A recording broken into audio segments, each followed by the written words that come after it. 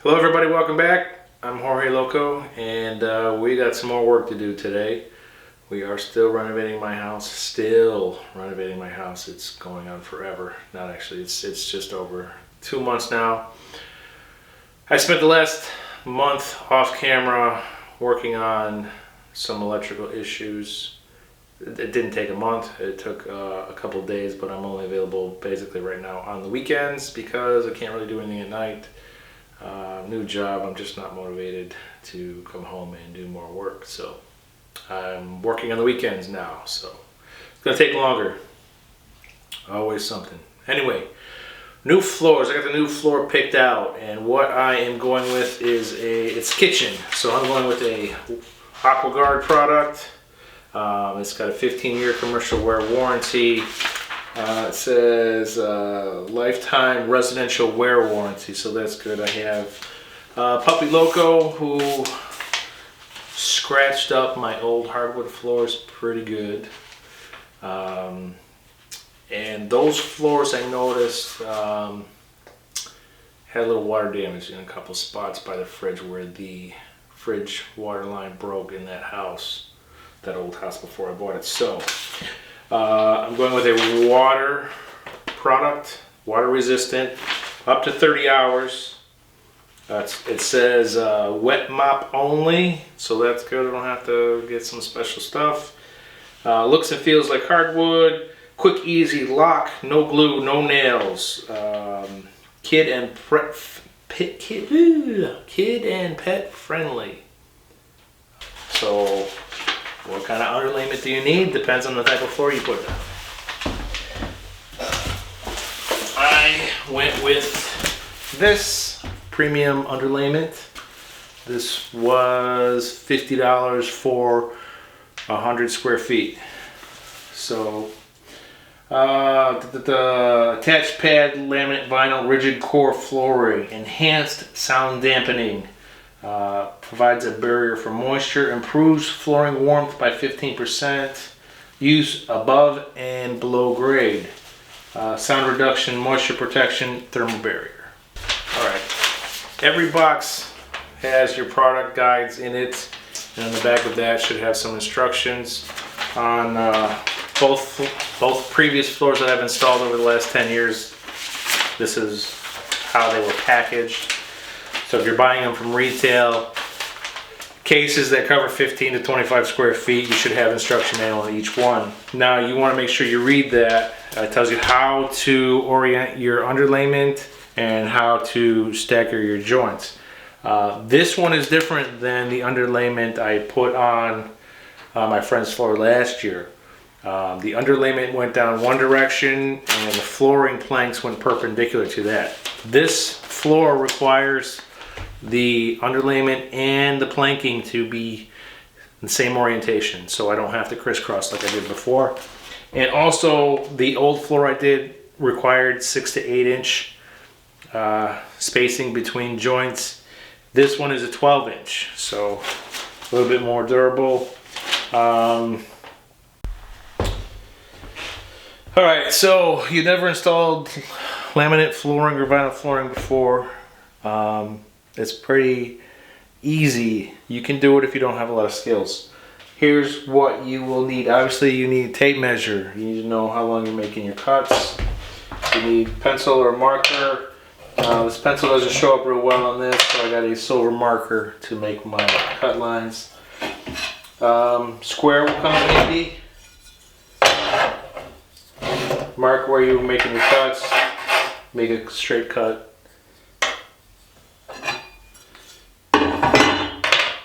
A knife, you cut your underlayment with. Once you lay down your underlayment, you'll cut it around the edges, and you cut it at the end to start a new row.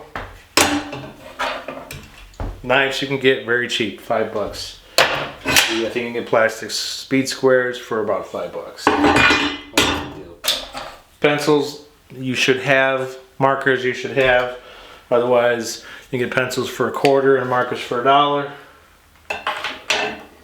You get a tape measure, cheap tape measures for under $10, even cheaper probably for under $5.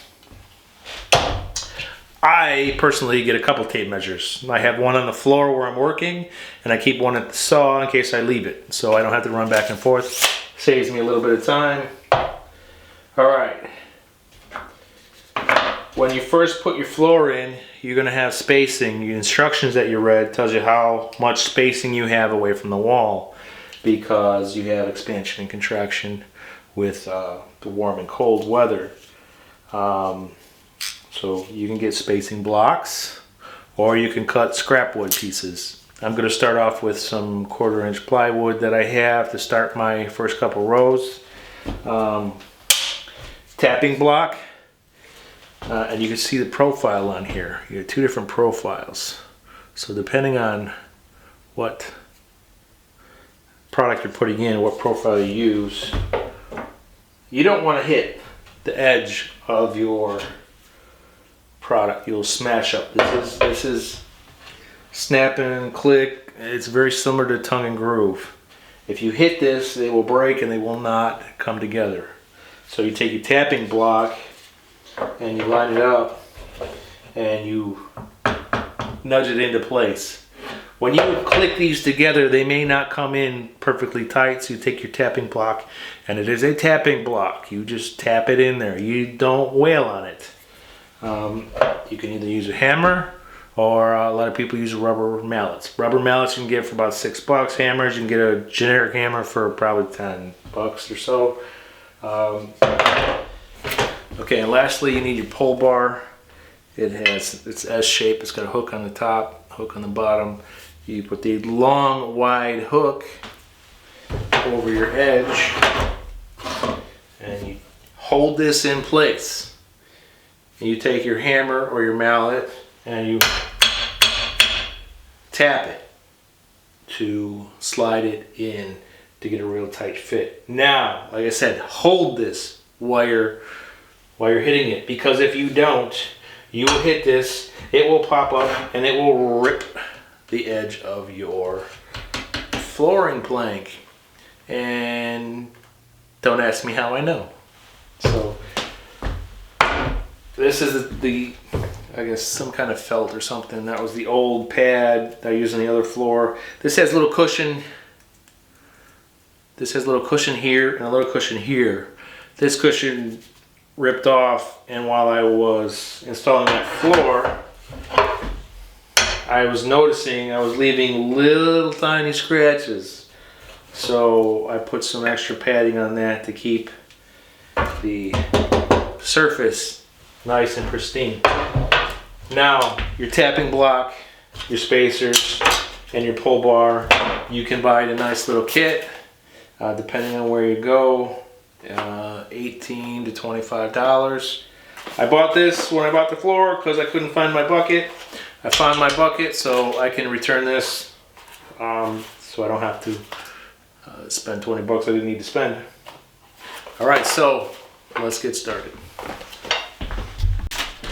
All right, welcome to the cutting station here. We've got this set up in the living room. You can see I've got the cabinets here. The kitchen's ready to go. I gotta get the floor in so I can get this project moving.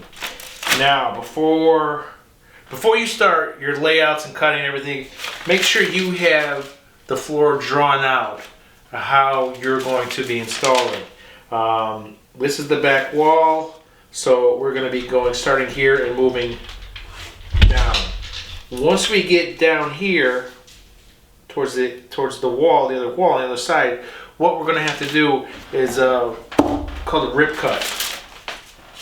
Now, most of our cuts are going to be across here, and that's a cross cut. The rip cut, you're going from end to end. You're cutting this down the length. Now, it's important that you measure and plan out your layout, because you don't want to have to do a rip cut where there's a tiny little sliver where you're trying to fit it in somewhere. Most of my pieces, starting with a full piece on the back, spaced off the wall the way I have it, I should have, most of my cuts are going to be almost 3 inches. I have one spot, and it's a 6-inch piece. We'll go behind the door. It's going to be about 1.5 inches. So this little corner will be skinny, and I'll have the rest of the floor going into the door jamb. Now, I have a miter saw. I bought this to do some 4.5-inch trim on my friend's house because I couldn't cut that trim standing up against the fence. I had to lay it down and had to turn this over and cut it at bevels, which I'm not good enough to do that. There's videos out there I'm learning how to do that. But this is what I have. I have a 12-inch. I have a 10-inch in the garage. A 10-inch works fine. A circular saw works fine. A jigsaw will work fine. There's this, I think this 3-inch. This is a ultra saw from Dremel. Rockwell has stuff like this too. You can use this too because this is not even 3/4 of an inch thick. 12 millimeters, I think, is just over 1/2 inch. But you take this, take a speed square, a straight edge or something, reference the back line, and this is called the table. On your circular saw, your jigsaw, it's the table. Run the table against a straight edge, and you can cut like that. So you don't need to have super expensive tools. Another important part of installing flooring is to let your materials acclimate to your environment. You see back here, I've got 5 boxes here, 6 boxes, 4 over here, and I've got 4 opened over here, and I've got 1 box laid out already.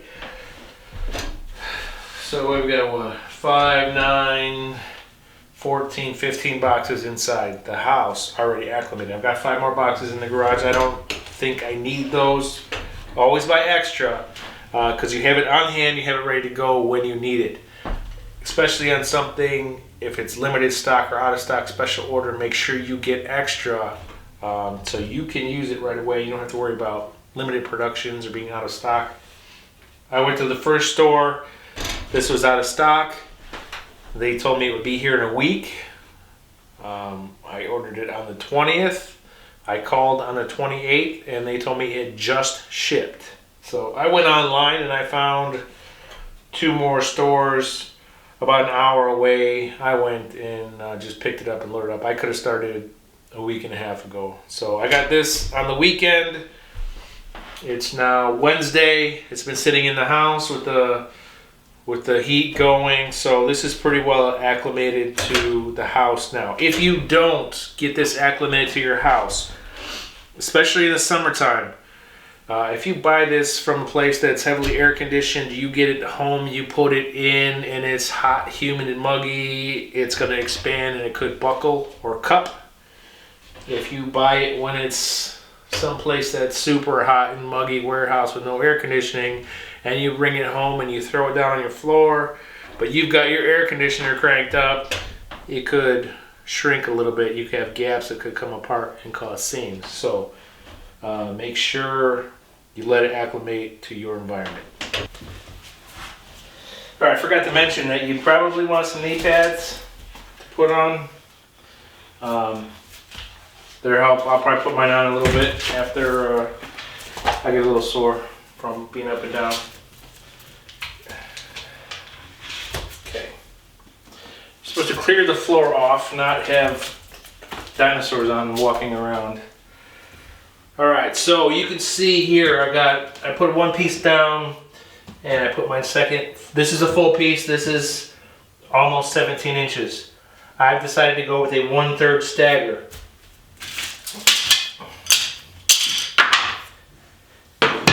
My next piece will come to here, and then I'll have a full piece. So I'll have 3 staggers. What I've done is I've cut the first piece at 1/3. So 1/3 layover. She's so neglected. So again, 1/3 layover. It'll be here, it'll be here, and it'll be here. That will be my pattern. You can do a 50% stagger.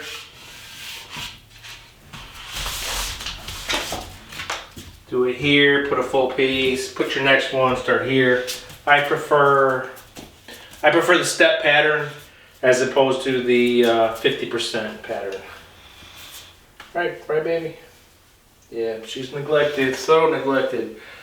This is why I can't get anything done. So, I put 1/4 inch plywood against the wall here and here for my starter strip, and I put two of my spacers here. I also have 2 spacers on the end here, so I have room for expansion. Depending on what your product calls for, you may need to put 2 or 3 spacers together to get the desired depth that you're looking for. I could go with 2 to get a 1/2 inch, but for the starter strip against the wall, I'm using 2 spacers and a 1/4 inch plywood. Thank you, puppy. Thank you, baby. You got something in your eye. You got fuzzies in your eye.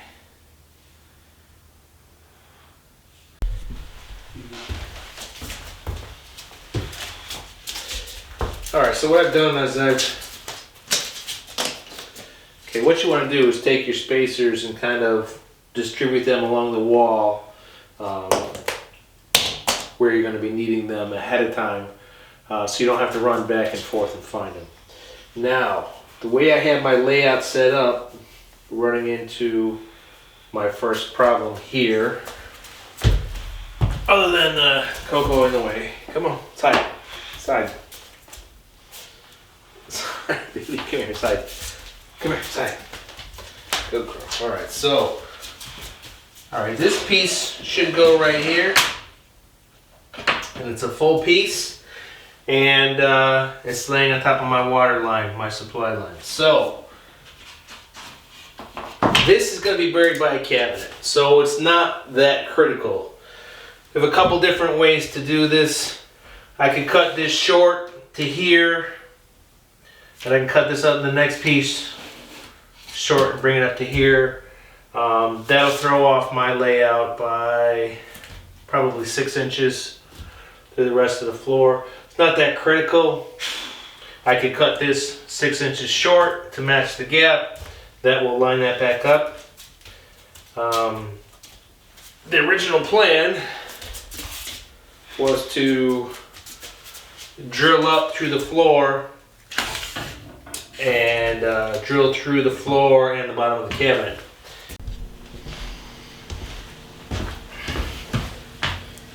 Okay, I ran to the basement and I checked. These aren't strapped in, but there is no other shutoff valve. So if I were to pull this valve off, we'd have water coming through here. If I turn this on, water will come through here. So what we're going to do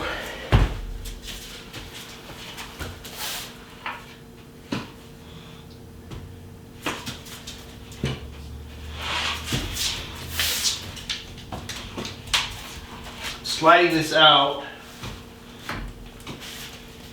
to see where my overlap is, and we're going to cut that off right there.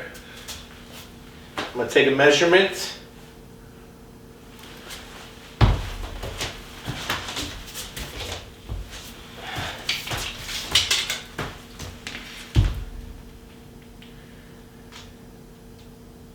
So if I go 7 3/4 inches, that should not throw off my pattern.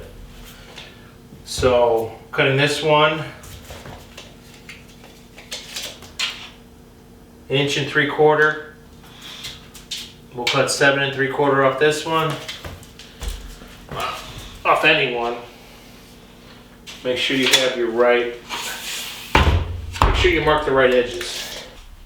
To be really efficient in when you're making your cuts, you don't want to be running back and forth all the time. So we measured out, we need to trim off the edge of this board for the supply lines in the sink train. Then we're going to trim off the edge of the next board in sequence. While I'm here, since I know I'm going to do a 1/3 offset brick pattern, I'm just going to cut my next 2 rows and get those started.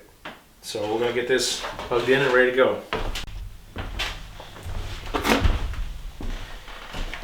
Okay, grab your tape measure, your speed square. This is 12-inch speed square because 6 inches too short. You can use 6 inches if you can deal with it. It's okay, not a big deal. I'll use this because you can see it on camera better. Tape measure, your marker, your pencil. Now, tape measures. If you're new, you can buy tape measures that will tell you what the increments are. Half, 3/8, 5/8, 7/8, quarter, half, 3/4, whatever. You can read the markings on here. If you're not a professional and can read these lines, if you don't know what the lines are, buy the cheater tapes. This is Milwaukee. DeWalt has it. Everybody, I think, makes them. Has the increments on there. So we were doing a 1/3 offset. So I've got 50 3/4. So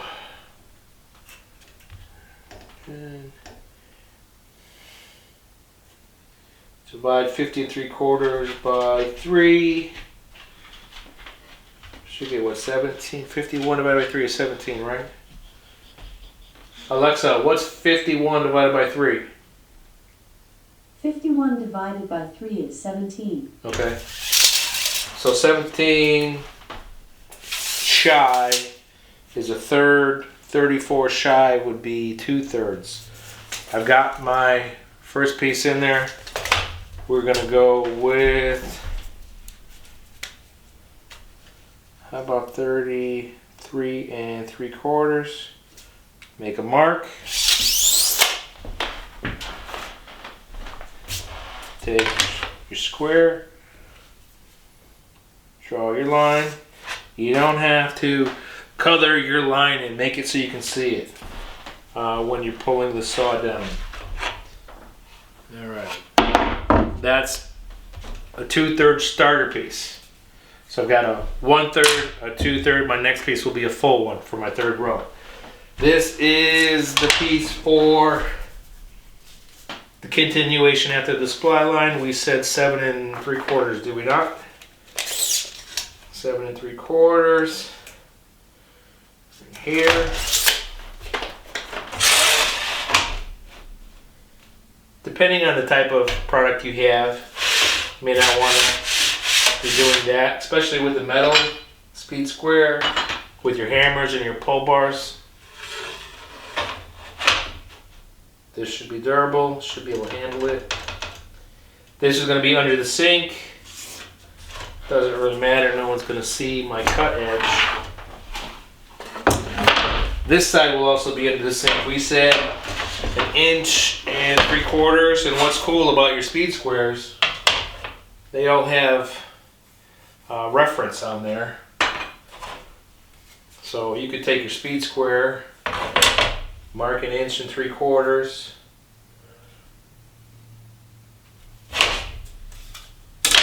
If you are using one tape measure and you keep forgetting your tape measure, again, this is under the sink, it won't be seen. I leave a pencil and marker at the saw station, and I keep one in my pocket. It's easier that way. So now we're going to get them cut. If you do not have a saw of your own and you're borrowing a saw or renting a saw, it's very important that you do square cuts. To check that real quickly, this won't be 100% accurate, but you can eyeball it. Bring your saw blade down, put your square up against the fence, and slide it into your blade. That looks pretty good. It doesn't look perfect. We're not making cabinets, so that will work for this application. So let's get cutting. Hold your board against the fence. Push it. Make sure it's flat. Make sure your entire edge is touching the edge of your fence. And then slide it over to line up your blade. This is a slider. I can come all the way out. Notice I'm doing this. My hand, I'm nowhere near the trigger. My hand is up. I'm using my wrist to line this up. I'm not at any risk of cutting my hands right now. Alright, so we've got this lined up on my mark. I'm pressed against this fence. I'm going to hold it with my left hand. Now we can cut.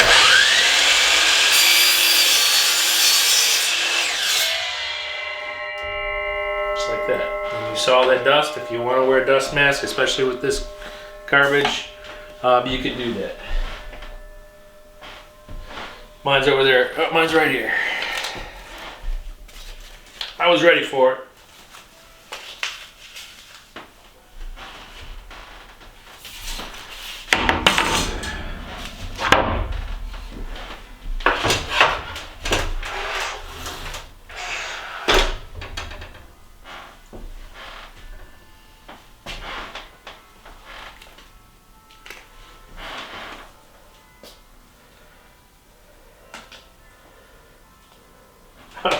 I already have earplugs in. I'm trying to put more in.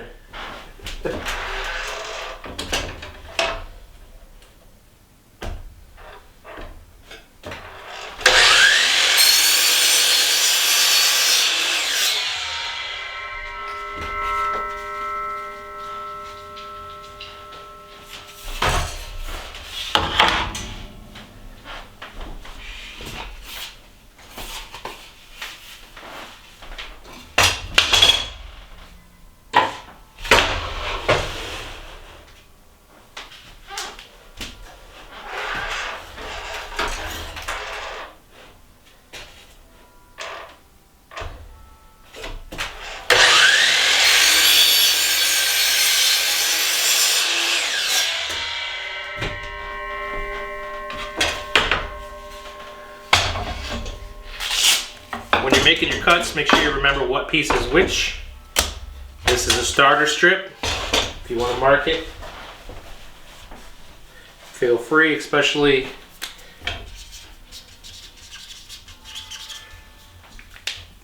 when if you get talking distracted or whatever, if you're making multiple pieces at once. So take those in here and get them in.